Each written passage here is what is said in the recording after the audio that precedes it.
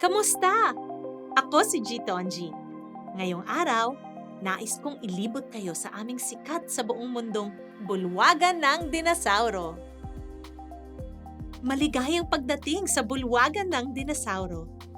Sa galeriyang ito, maaari kang makapaglakbay patungo sa nakaraan ng higit sa 66 na milyong taon para galugarin ang panahong Mesozoic. Nakilala rin sa tawag na panahon ng mga dinosauro. Ang mga dinosauro ay sinaunang mga reptilya na lahat ay magkakatulad ang estruktura ng balakang kung saan nakahugpong ang kanilang mga paa na direktang nasa ilalim ng katawan, katulad ng ating mga paa na nasa ibaba. Ang mga dalubhasa ng paleontology ng aming museo o ang mga siyentipikong nag-aaral ng ansyanong nakaraan ay nagsusuri ng mga fossil at inihahambing ang mga ito sa buhay natin ngayon upang maunawaan ang mahiwagang kasaysayan ng mundo. Sa pag-aaral ng mga labi ng dinosauro, maaari nating guni-gunihin ang kanilang daigdig noon, kung ano sila nung nabubuhay sila, at sa bandang huli, kung ano ang nangyari sa kanilang lipi. Maaring isipin na ang Museo ng Kasaysayan ng Kalikasan o Natural History Museum ay parang isang aklatan kung saan ang pisikal na mga bagay tulad ng mga buto ng dinosauro ay nakalagak para sa higit pang pagsusuri. Sa lahat ng parte ng aming bulwagan, makikita mo ang iba't ibang mga fossil at binuong mga kalansay na karamihan ay mga tunay na fossil mula sa aming koleksyon. Tingnan mabuti ang kalansay na nasa harap mo. Mapapansin mo ang mga metal na nakabalot sa ilang mga buto. Habang napapapanatili nito ang mga fossil sa kinalalagyan, ang mga fossil ay maaaring tanggalin na nagbibigay ng pagkakataon sa aming mga paleontologist na pag-aralan itong maselan na material sa mga darating na taon. May mga video sa kahabaan ng bulwagan na nagpapakita ng mga siyentipikong nangongolekta at nag-aaral ng mga fossil na nakikita ninyo sa bulwagan. Maaari rin ninyong bisitahin ang Dino Lab sa ikalawang palapag at panoorin ang mga paleontologong naghahanda ng mga fossil para sa koleksyon. At maaari kayo ay maging isa sa mga unang makamalas ng paghahantad nito mga ansyanong bakas. Dingding ng mga fossil. Sa harap ninyo ay isang maliit na halimbawa ng koleksyon ng iba't ibang mga fossil mula sa aming Museo ng Kasaysayan ng Kalikasan. Masusing suriin ang dingding na ito. Anong uri ng mga fossil ang iyong nakikita? Lahat ng mga espesimen na ito ay tunay na mga fossil. Pero tulad ng inyong mamamalas, hindi lahat ng mga ito ay mga buto. Ang fossil ay kahit anong ebidensya ng buhay nung sinaunang panahon. Maaring kasama ang mga bakas, marka ng balat, fossilized na mga feces o dumi. Lahat ng ito ay makikita sa dingding na ito. Sa pamamagitan ng pagtatagni-tagni ng mga bakas o mga clue na ito, madadagdagan ang ating nalalaman tungkol sa mga dinosauro at sa kahali-hali ng daigdig ng kanilang pinanirahan o kung saan sila namuhay. Ang iyong nakikita dito ay mga fossil mula sa panahong Mesozoic sa pagitan ng 66 na milyon hanggang 250 milyong taong nakalipas. Sa panahong ito, isa sa ilang mga pamamaraan ng preserbasyon ng mga bakas na sinauna ay sa pamamagitan ng isang proseso kung saan ang tubig na puspos ng mineral ay umaabot sa nakabaong mga labi at nagsisimulang palitan ng orihinal na material o kaya pinupuno ang mga butas kung saan dating nakahimlay ang material. Ang mga fossil ay iba't ibang mga hugis at laki, katulad ng mga dinosauro. Ang pinakamalaking dinosauro sa loob ng kwarto, ang Mamenchisaurus, ay isang katamtamang laking sauropod o dinosaurong may mahabang leeg mula sa China. Sa pagitan ng mga paa nito, makikita ninyo ang mga modelo na pinakamaliit na dinosauro na matatagpuan sa Hilagang Amerika sa ngayon na pinangalanang Frutadens. Bagamat medyo may kaibahan ng mga nilalang na ito, ang kanilang mga fossil ay kapwa nagpapakita ng magkaparehong mga istruktura na makikita sa lahat ng mga dinosauro. Maaring hindi natin kailanman matatagpuan ang lahat ng mga dinosauro sa mundo. Subalit, ang mga bakas na ating nakikita ay tumutulong sa ating bigyang buhay ang di kapani-paniwalang mga nilalang na ito. Polycotylus. Ang mga fossil ng dinosauro ay ilan lamang sa mga materyal na fossil na natagpuan sa panahong Mesozoic.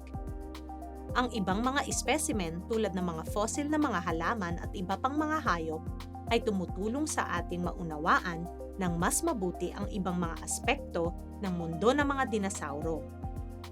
Noon ang mga dinosauro ang naghahari sa kalupaan, ang mga reptilyang pandagat tulad nito ang siyang naghahari sa karagatan. Ang aming specimen na nakikita mo sa dingding ay isang plesiosaur na kilala sa tawag na Polycotylus na lumangoy sa ansyanong karagatan ng Kansas. Ang partikular na fossil na ito ay nagbibigay sa atin ng kaalaman tungkol sa paglaki ng mga bagong silang ng mga anak ng reptilyang pandagat. Tunghayan ang tumpok ng magkakahalo-halong mga buto sa seksyon o bahaging nasa gitna nito. Ang mga butong ito ay hindi natunaw o nginuya, kaya alam natin na hindi ito pagkain ng hayop na ito. Katulad din ito ng mga buto ng mas malaking hayop.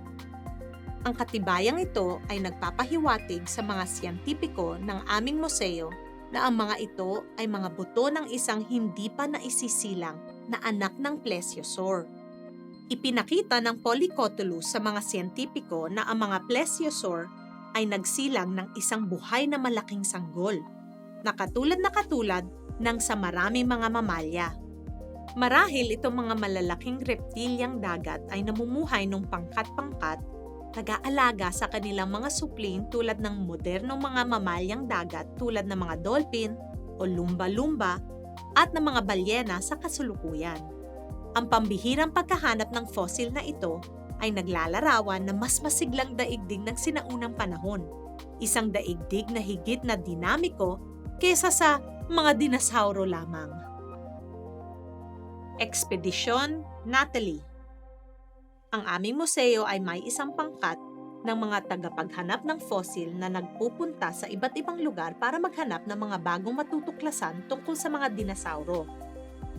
Sa pagpapatuloy ng pagtuklas ng bagong mga fossil, lalo natin napapabuti ang ating pag-unawa ng mga dinosauro at ng kanilang mga kapaligiran nung panahong bagong napag-alaman ang kasaysayan ng tao. Sa palapag na ito, mayroong isang set ng mga butong gulugod na mula sa isang malaking sauropod, isa sa mga dinosaurong may mahabang leeg. Ito ay nahukay mula sa mga bato ng disyerto ng Utah, at ang mga ito ay itinakda na mula sa dakong huli ng panahong Jurassic, noong 150 milyong taong nakalipas. Ang mga tagahanap ng fossil ay nagsisimula ng paghahanap ng mga fossil sa mga malalawak na tigang na lupain, na halos walang halamang tumutubo at ilang na lugar. Masusing sinusuyod para sa anumang tanda ng bagong mga fossil na nakausli sa bato. Ang mga dinosauro ay gumala sa buong planeta, subalit ang kanilang mga labi o bangkay ay nakapreserba lamang sa mga espesipikong mga bato, katulad ng mga matatagpuan sa Midwest ng Estados Unidos. Sa sandaling matuklasan ng isang fossil, ang trabaho ay nag-uumpisa. Ang bidyong ito ay kinunan sa isa sa mga pinaghuhukayan namin sa dakong timog ng Utah sa panahon ng matinding kainitan ng tag-araw, isang malupit na kaligiran na nangangailangan ng sipag at pagpupunyagi. Tulad ng iyong nakikita, ang mga nangongolekta ng mga fossil ay gumagamit ng iba't ibang kagamitan para hukayan ng mga dinosauro. Anong uri ng mga kagamitan ang iyong nakikita? Maririnig mo ang pagpukpok ng mga martilyo sa mga pait na unti-unting tinatapyasan ng bato. At iyong makikita na maingat na pinatutulo ang kola sa fossil para patatagin ito. Kapag ang gilid ng fossil ay natukoy na, ito ay sinisiguro ng aming fossil hunter sa isang protective plaster jacket o eskayola, ang puting bumabalot sa fossil, para hindi masira sa maalog na biyaheng pauwi. Bisitahin ang Dino Lab sa ikalawang palapag, kung saan maoobserbahan mo ang mga tagapaghanda ng fossil na nagtatrabaho sa ilang mga kamakailan lamang na diskubre ng mga espesimen. Tyrannosaurus Rex. Ang Tyrannosaurus Rex ay isa sa pinakatanyag na dinosauro. Ang aming museo ay isa sa nabibilang na mga lugar sa mundo kung saan matutunghayan ang paglaki ng T-Rex.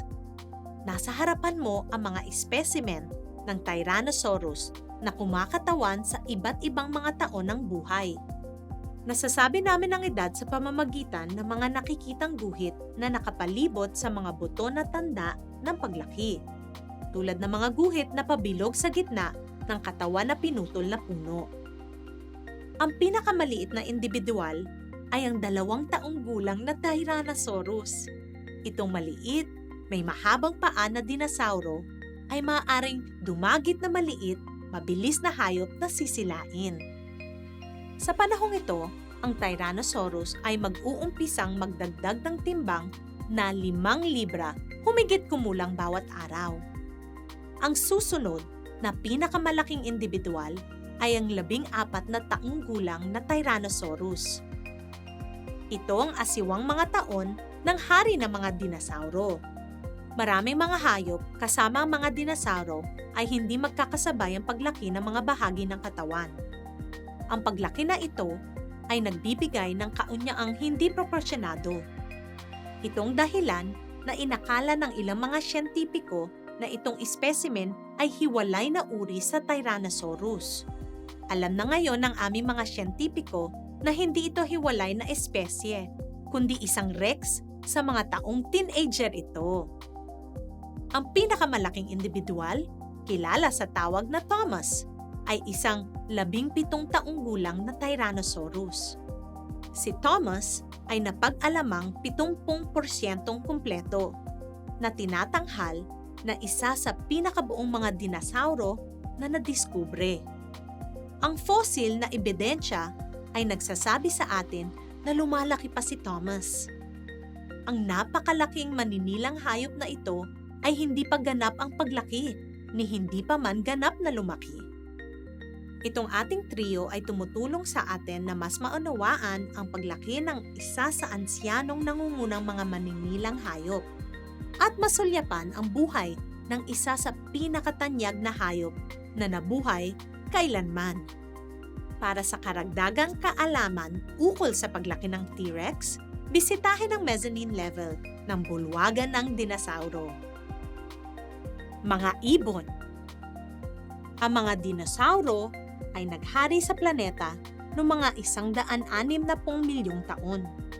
Gayunman, noong 66 na milyong taong nakalipas, higit sa kalahati ng nabubuhay sa mundo ay naglaho. Sa paggala ng paningin sa loob ng bulwagang ito, halos lahat ng mga hayop na nakikita mo ay wala na. May mga pahiwatig na ang pagbagsak ng bulalakaw, aktibidad ng bulkan, at pagbabago ng klima ay maaaring malaki ang ginampanan sa pagkawala nitong mga higanteng reptilya. Gayunman, hindi lahat ng mga dinosauro ay naglaho. Maaari mo pa ngang makita ang mga dinosauro na buhay sa panahong ito. Sa pag-aaral ng ansyanong nakalipas, sa paggamit ng aming mga koleksyon, mas mabuti nating mauunawaan ang likas na daigdig. Tingnang maigi ang kalansay ng Velociraptor at ihambing ito sa kalansay na katabi nito. Anong mga pagkakapareho ang iyong nakikita? Nakita ng mga siyentipiko na maraming katangian ng mga kalansay ng dinosauro na makikita lamang sa isang hayop na nabubuhay ngayon. Mga ibon. Iyong makikita na ang Velociraptor ay may mga kawit na nagmumula sa mga buto ng tadyang. Sa harap ng mga tadyang, may malalaking takip sa dibdib na nakakonekta sa pamamagitan ng isang manipis na buto. Sa ilalim ng Velociraptor, iyong makikita ang isang fossil na buto na may guwang, mga bakas ng paang may 3 daliri, at sa huli, sa likod nitong exhibit, makikita mo ang isang fossil na nagpapakita ng mga nakapreserbang mga balahibo. Ang lahat ng mga katangiang ito ay tumulong sa isang grupo ng mga dinosauro na makalipad. Tanging mga ibon lamang ang mga kasama sa linya ng angkan ng dinosauro na nananatili hanggang sa araw na ito. Kung lalabas ka, makakakita ka ng mga hummingbird at mga finch, mga uwak at mga lawin na pawang lahat ay nangabubuhay ng mga dinosauro. Bagamat nakikita natin ang maraming iba't ibang uri ng mga ibon sa buong mundo, ang pagkawala ng non-avian o hindi lumilipad na mga dinosauro tulad ng T-Rex at Triceratops ay nagpahintulot para sa isang bagong uri ng hayop na lumaki at magtagumpay. Ang ilang maliliit na mamalya ay nakaligtas sa malawakang pagkalipol at umunlad sa pagkawala ng mga dinosauro upang ihantad ang maraming pagkakaiba-iba na nakikita natin ngayon. Kasama tayo rito, mga tao. Dahil sa ating natatanging mga kakayahan, higit sa lahat ang ating hindi kapani-paniwalang talino, kaya natin lumingon sa ansyanong nakaraan upang matulungan tayong higit na maunawaan ang kasalukuyan at umugit ng ating kinabukasan. Ang malalaking mga dinosauro ng unang panahon ay maaaring naglaho. Subalit, salamat sa kanilang hindi kapani-paniwalang mga fossil at sa mga siyentipiko na nag-aaral sa kanila, maaari nating guni-gunihin o ilarawan sa isip kung ano ang katulad nilang noong nabubuhay at muling buuin ang kanilang sinaunang mundo.